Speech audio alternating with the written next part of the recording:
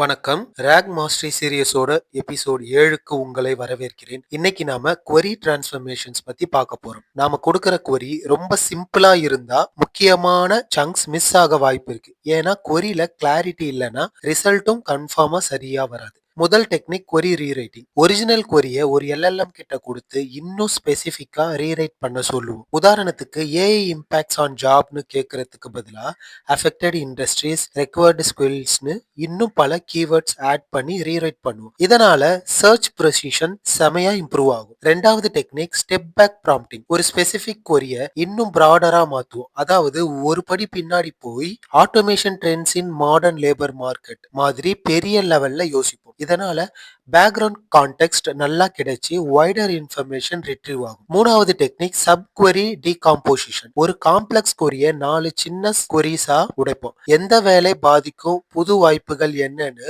ஒவ்வொரு ஆஸ்பெக்டையும் தனித்தனியா கவர் பண்ணுவோம். அப்புறம் எல்லா ரிசல்ட்டையும் கம்பைன் பண்ணா ஒரு கம்ப்ளீட் ஆன்சர் கிடைச்சிரும். எங்க இவாலுவேஷன் ரிசல்ட்ஸ் பாருங்க. சப் query டாக்குமெண்டேஷனுக்கு 9.5 ஸ்கோர் கிடைச்சிருக்கு. ஸோ இதான் வின்னர். ரீரேட்டுக்கு 9.0 அப்புறம் ஸ்டெப் பேக்கு 8.5 கிடைச்சிருக்கு. காம்ப்ளெக்ஸ் கேள்விகளுக்கு டீகாம்போசிஷன் தான் பெஸ்ட். உங்க யூஸ் கேஸ்க்கு எது செட் ஆகுமோ அந்த டெக்னிக்கை கரெக்டா யூஸ் பண்ணுங்க. Episode 7 completed. இன்னைக்கு 3 query டிரான்ஸ்ஃபர்மேஷன் டெக்னிக் கத்துக்கிட்டோம். இதோட நோட் புக் வேணும்னா கமெண்ட்ல டிரான்ஸ்ஃபார்ம்னு டைப் பண்ணுங்க. உங்க காலேஜ் ஃப்ரெண்ட்ஸ், ஆஃபீஸ் கொலீக்ஸ் அப்புறம் ஃபேமிலி மெம்பர்ஸ்க்கு இந்த வீடியோவை ஷேர் பண்ணி அவங்களையும் இந்த ஏஐ இரால அப்டேட்டா வச்சுக்க உதவுங்க. மறக்காம லைக் அண்ட் சப்ஸ்கிரைப் பண்ணுங்க. நான் கிருஷ்ணன். அடுத்த எபிசோட்ல ரீரேங்கிங் பத்தி பார்க்கலாம். நன்றி.